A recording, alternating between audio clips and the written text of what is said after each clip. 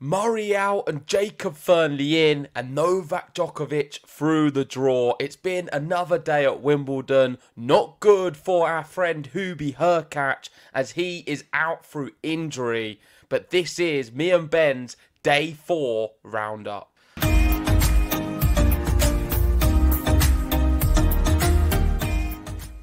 Day 4 is in the books, and what a day 4 it was. This Wimbledon continues to amaze, and especially on the men's side. Another 8 5-set matches happened today, and that makes it 29 5-set matches in total across the first 2 rounds on the men's, which I don't know, in my short life, I don't even remember this many 5-set matches being played day in, day out.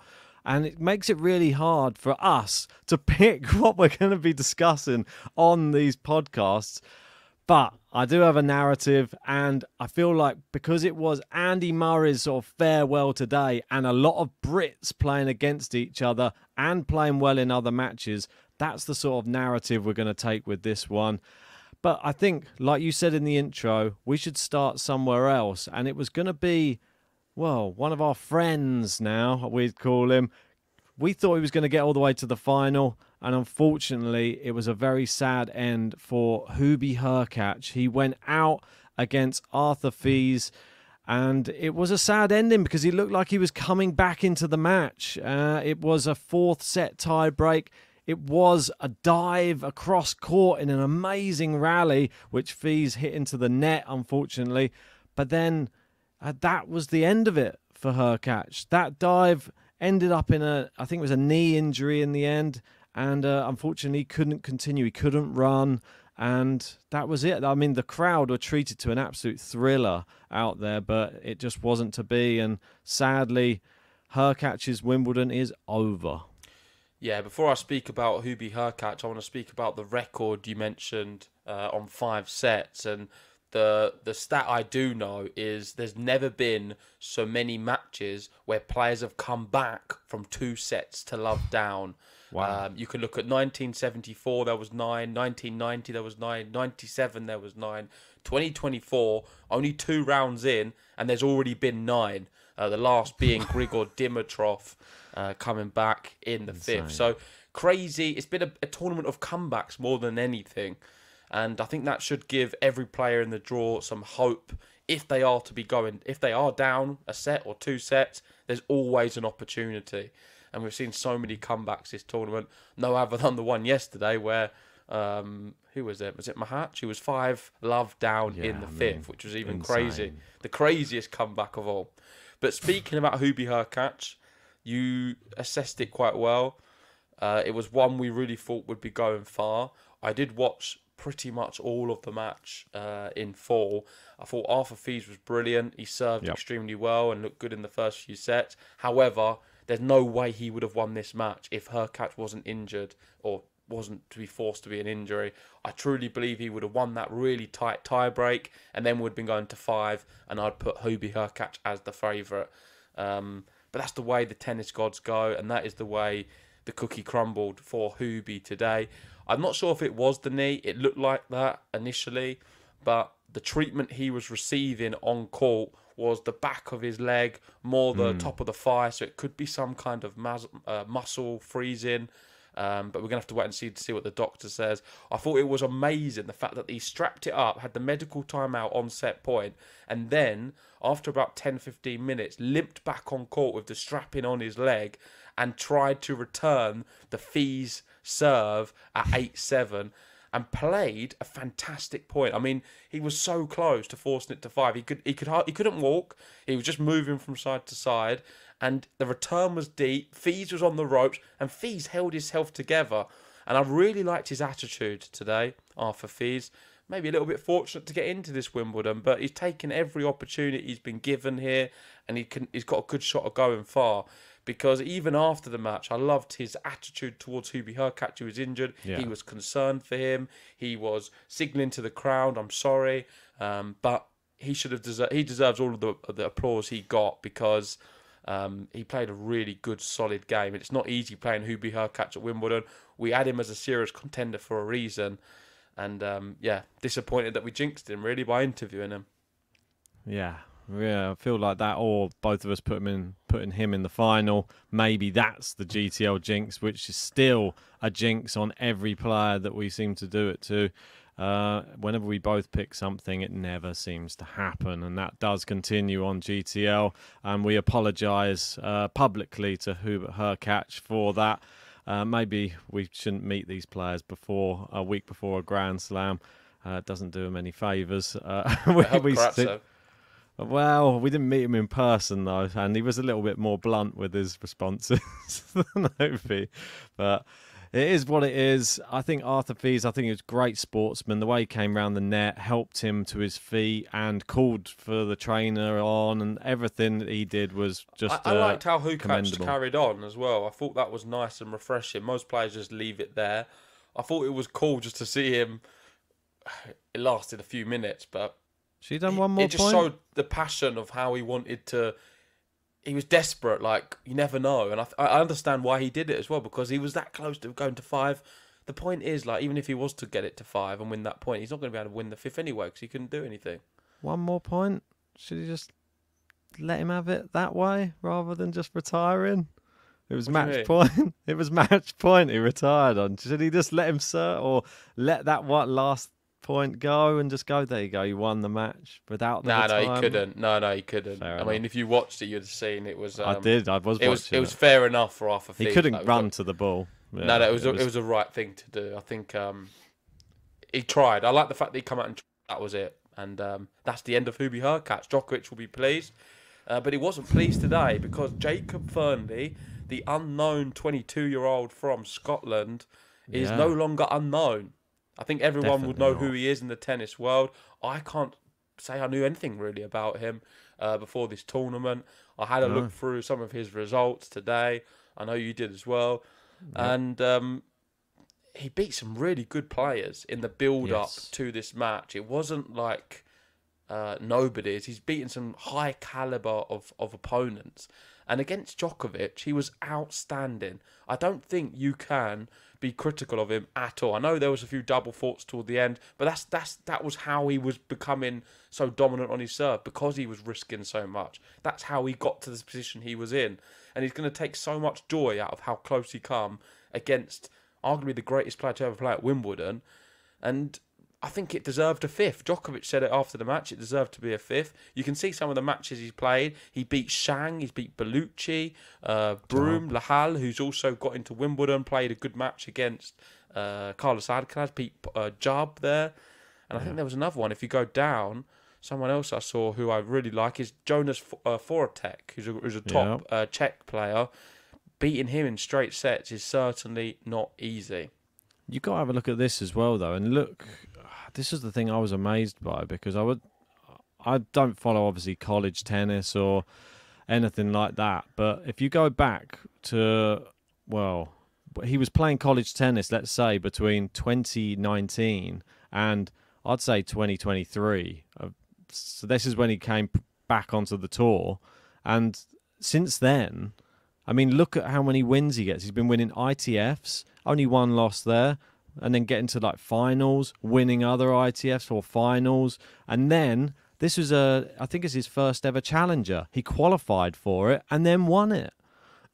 So, I mean, it's just outstanding. And then I was reading another article, and apparently he was one of the top juniors in the world around the same time as Carlos Alcaraz and Jannik Sinner as well. And apparently he's beaten both of them in juniors, which I think's, it puts it on a pedestal, really. Like, this kid is that good. I mean, I can't believe that I didn't really know much about him, but everybody should know about him now.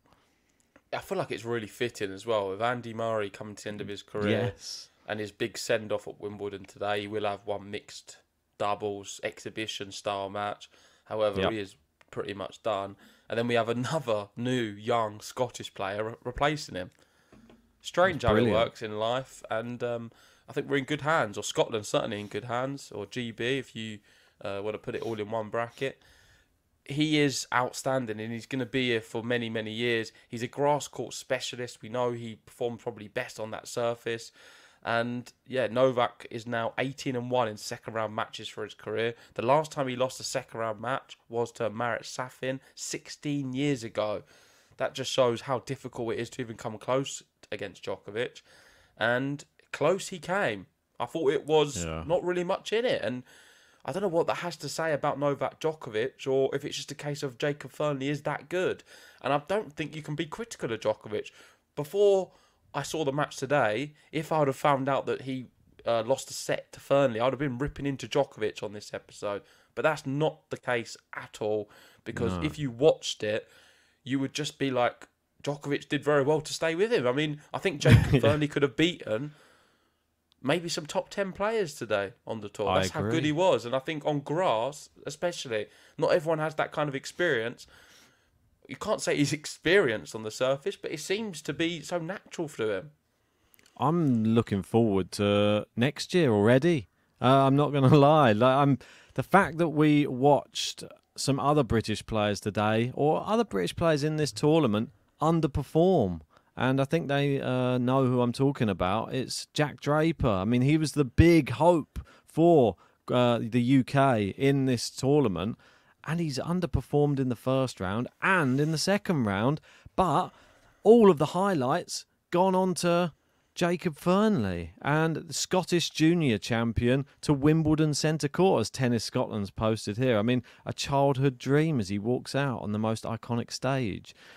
I thought it was incredible. I thought the way he played, and you've got to feel for him a little bit, because when he got to the back end of that fourth set, it was so close. It was tooth and nail, and I've really felt for him when he got broken at 6-5. I just thought, that's just it now. You can just know Djokovic is going to serve it out. There's just no way that he doesn't serve this out, because he's going to be as clutch as he possibly can, because he definitely doesn't want to go to 5. But he did have opportunities before that to break. Was really close to breaking as well. And yeah, on another day, it could have gone to 5, but incredible effort from him. Let's speak about Jack Draper, because you touched on him. He lost to Norrie. You said it was an underwhelming performance.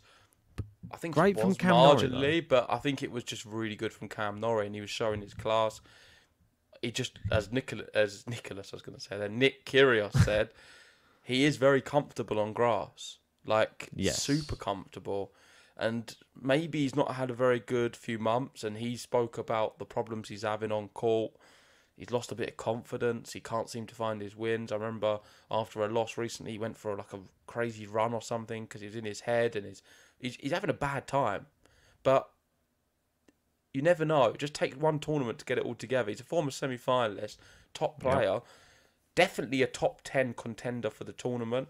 And on grass, he's closer to 5 than 10.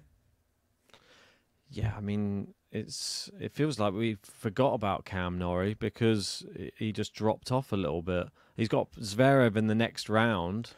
Can he cause him problems? Yeah, I think so. I really believe he can cause Zverev problems. Draper, it's time to step up slightly. I mean, we've seen him do well in some tournaments here and there, but it's too sporadic. I think he's got a better game than what we saw today. It wasn't that bad, because I think Norrie was excellent, but I want to see him really raise his level. Seems to be a little bit weak in the middle. Yeah, there just seems to be something. I don't see that lacking. Champion in him. I think it's the desire. I think for me, I feel that there's a little bit missing with the fire. You see it in some players. For him, I feel like he's expecting it to come easily or something. I don't know if that's there's wrong. Not enough hunger and fight from him, if I'm honest. And I think part of that is probably to do with the fact that he's been handed everything his whole life. He is someone who has had a really, really fortunate childhood. The best coaching, the best access to all the courts in England. That's how it works in England, by the way. If you want to become a tennis player, it's not like other countries.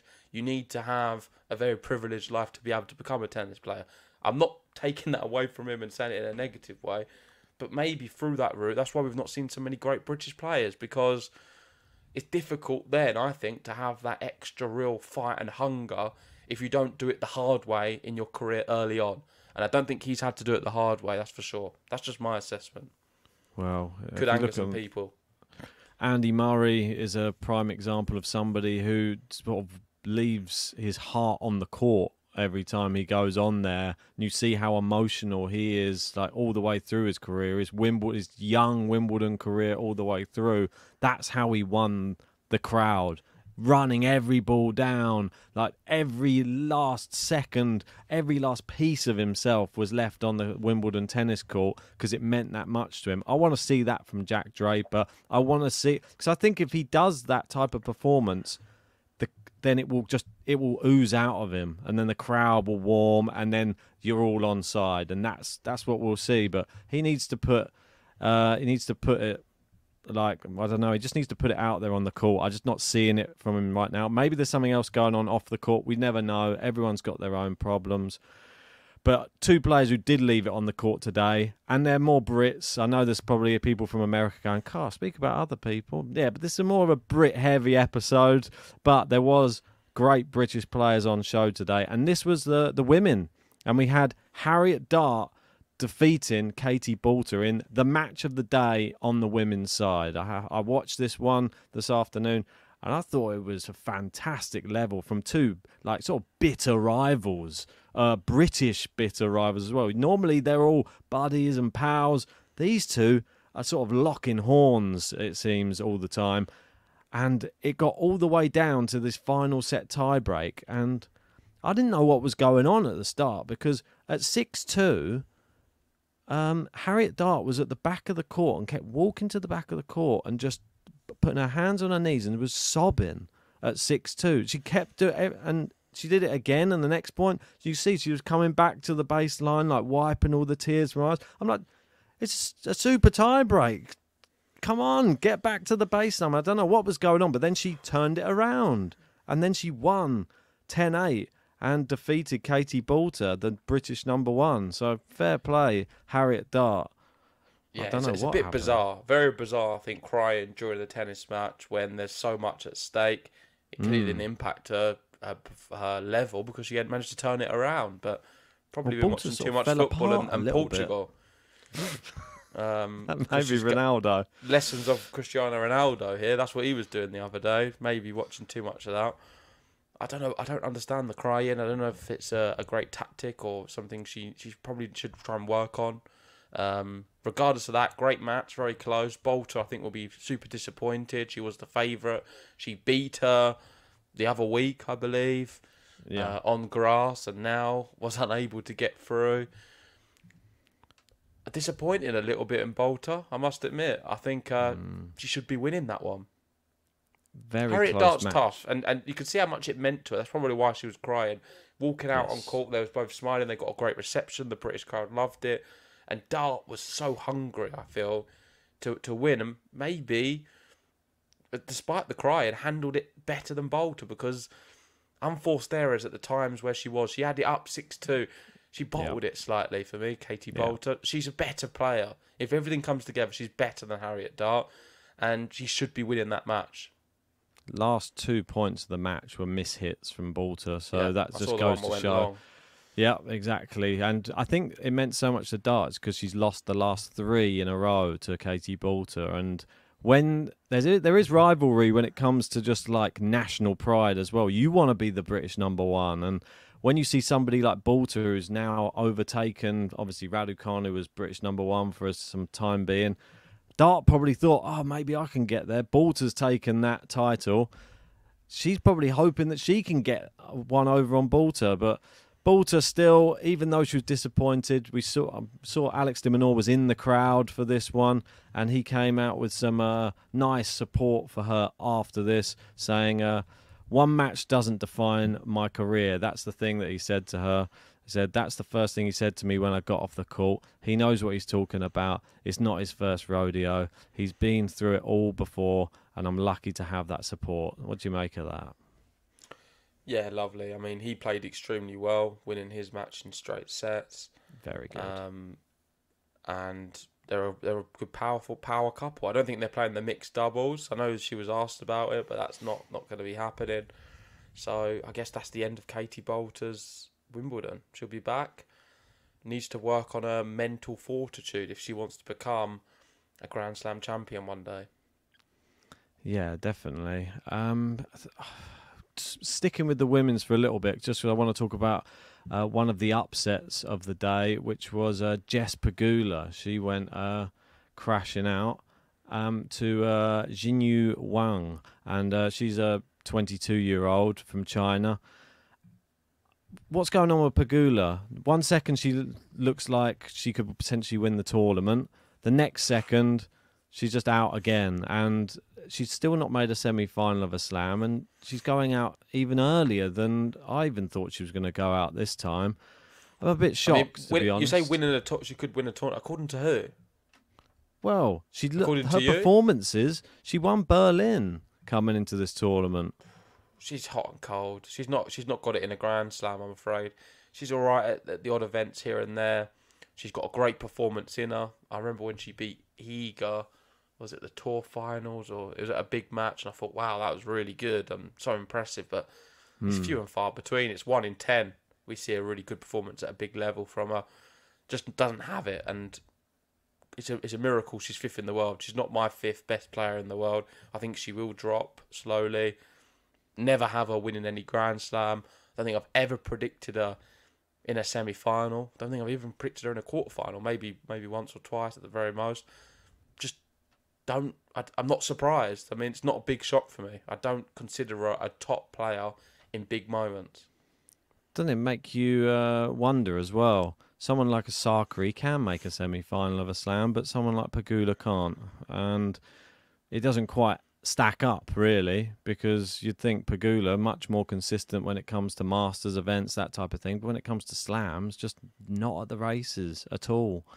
Very disappointing with that result. Let's have a quick look at some of the other crazy 5-set matches that happened on the men's side. And we've got to speak about the guy who's done it again. I mean, I don't know how he keeps doing it. He doesn't even. It's his 3rd match on grass now, and he's won. He's into the 3rd round. It is Francisco Comasana. I don't know how he's doing this. How does he keep winning? It's insane. It was a really close tie-break as well with Walton. Let's not get it twisted. He had Walton. It's a pretty nice 2nd round match. I don't think it's not bad, is it? Probably one of the easiest on paper for a 2nd round match, and he took the opportunity and won in 5. But I don't see him progressing much further. No, I mean, let's have a look at a couple of the others. I mean, all of these are about 4-hour matches. Shelton threw in 5 again. Dimitrov came back from 2 sets down to win in 5. Chapeau still doing it. He's through in 5. And Poprin, come on, he's through. And he'll be facing Novak Djokovic next. So we need to have to get those legs in an ice bath, I think, because it's going to be tiring. Well, he run him so close at the Australian Open when they played, and we got the privilege to speak to Alexei Poprin ahead of Wimbledon. If you want to check that out, the link is in the description for our Patreon. You can sign up for as little as $3 or $4 or something, and you can watch the full interview with me and Poprin where we spoke about the prospect of playing Novak Djokovic and a few other questions as well. So go check that out and sign up to the Patreon. We'll probably take a bit of a solace in the fact that Fearnley was able to really push Djokovic around today. So if Poprin plays his top tennis, I think he had to play well today. Echeverry, very difficult opponent as well. So he did very well to get through that.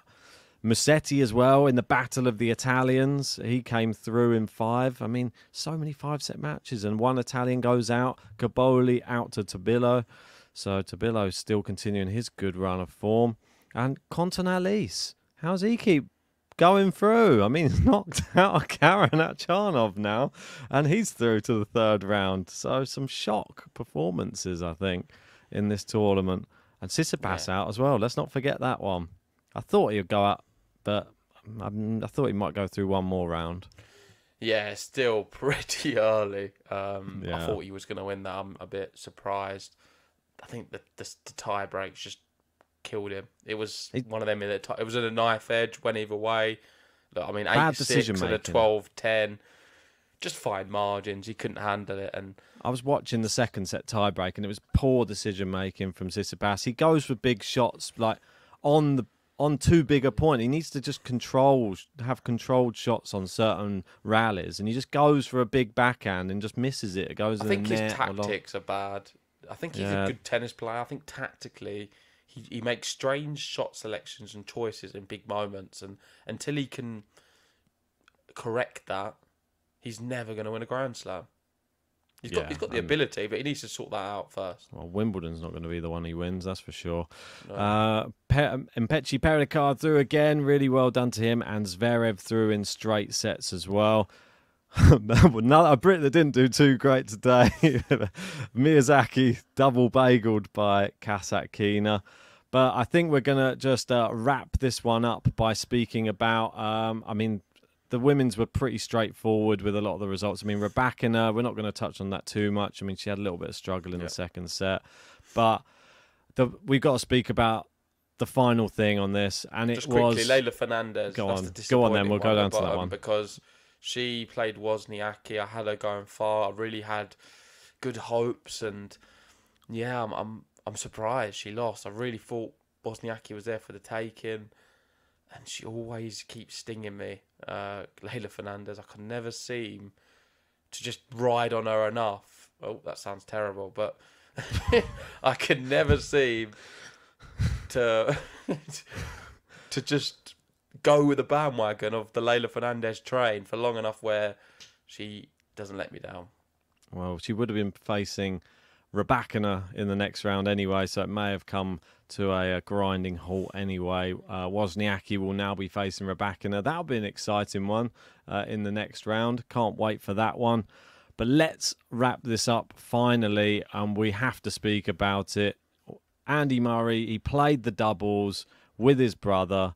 They were defeated in straight sets, unfortunately. Felt a little bit like the Roger one in the Laver Cup. They have to go out on a loss in the doubles, it seems. But a very lovely tribute that was put on the screen, and all the players came out onto the court as well, just to sort of see him off, really. I mean, it was quite an emotional farewell. The whole crowd applauded for, I think it was probably about 3 minutes straight. I don't think they even stopped. They couldn't stop them from applauding. But yeah, great to hear from Andy and hear him speaking about like his whole career and how the pressure of becoming the first Wimbledon champion, the British one, in 77 years and all of that. Yeah, I mean, it was an emotional one. Felt for him a bit. Yeah, super emotional. What a legend of the sport. What a legend of Wimbledon. I've got so many great, fond memories of him playing and winning. I'll never forget it. And just sitting on Henman Hill, really, watching him on the big screen a few times in my life. Always has a bit of Murray magic, and the tournament's not going to be the same without him a little bit. I did like the tribute they did. I think it was very tough for him to just speak in that moment. I think he was a little bit cringed out and embarrassed by some of the things he was saying, especially when he was talking about the first time he met his wife. I think she was looking in the crowd saying, "Can you just shut up now?" Talking about how he was throwing up and this and that, and how she was emailing him, and I think he started going down like a path where he couldn't get out. He started going with something, and he was like, everyone's just looking around like, "Where's this going to go, Andy?" But he's come on so much in terms of a persona and with his personality. There was a period where when he was asked interview questions, he would never be able to look up, and developed so much on and off the court, and he's going to be sorely missed. Definitely. I thought one of the funniest parts of his speech, and it wasn't like intentionally funny, but he was obviously getting a laugh with everything he was saying, and then he said, but I still always hate coming to watch my brother, and no one laughed at that bit. I just went silent when they cut to his brother just sat there like, and then he just continued talking after that. There was a few awkward moments in it, and I think it's Andy Murray. It as well. Yeah, I think that's very just dry sense of humour. That's what he said. He said, "I've always been known for my bubbly, personality on the on the tour. But yeah, I thought that having Roger, Rafa, and well, obviously the Williams sisters, and obviously having Djokovic on the court there, and some of the other top players as well there, just to applaud him, give him a hug. What was Holger Rune doing there? It just seemed very weird. Like, it was going down the line, all these legends. You got Moratoglu Djokovic, you probably got all just the like, English players, and then Holger Rune's there. He just looks a bit awkward. Like, I think Murray was a bit weirded out. Like, what's he doing here? Has he got lost? Get into the changing room. Moratoglu was like, "Go on, just go out there." Go on, get your face shown. No, I mean, it was a little bit strange. I did wonder why Holger Rune was there, but we did see obviously Iga was out there as well. I think there was just a few top players were just standing on court. Just nice seeing stuff like this, like a few tributes being paid online, saying Roger Federer has already retired, Andy Murray now retiring, Rafa will probably retire this year. Djokovic is 37 years old. This is feeling similar to when you are finishing reading your favourite book or watching the latest episode of the best TV series of all time. Yeah, I couldn't agree more. I think it is. It's just like, I finished the box set. What do I watch next? I've got the Alcaraz Sinner one. I guess I'll start that one. It's on season 1. Hopefully that has some good ones coming up soon as well. The thing is, Ben, all good things must come to an end. And what's this? Carlos Alcaraz saying, Andy, such an inspiration and an example for everyone. What a career and what a legacy. Exactly. We've got Iga as well.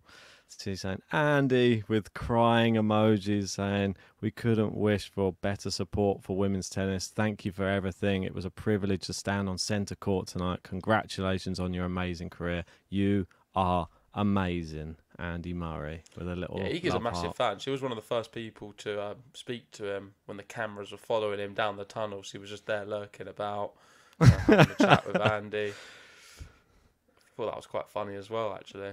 I think it's one of the players... more comical, really, as it went on. I think that they're similar in ways, though. That they're all both a little bit awkward. They're both a little awkward, yeah. Yeah, whereas when she's around Rafa, I feel that she's just the awkward one. Whereas with Murray, I think that they sort of go quite well together. It's a bit of an interesting dynamic, really. But that's just that's tennis players for you. Some of them are a bit introverted, but yeah, all good fun. Oh, exactly. God. Well, let's wrap that one up. That is day 4 finished. So many 5-set matches, like you say. So many Brits going out. Yep. But a few going through as well. Djokovic still in the draw, and he'll be playing Alexei Popyrin. If you want to see me interview Alexei, check out the Patreon and sign up, and you can watch the full interview. But thanks everyone for joining us. It's been another one. Make sure to like and subscribe, and we'll see you tomorrow, same time, for a big roundup of Jannik Sinner, because he's going to be playing again. Yep, Alcaraz TFO, that's another match. And we've got Medvedev versus Jan-Lennard Struff. See if Medvedev can get through that one. See them.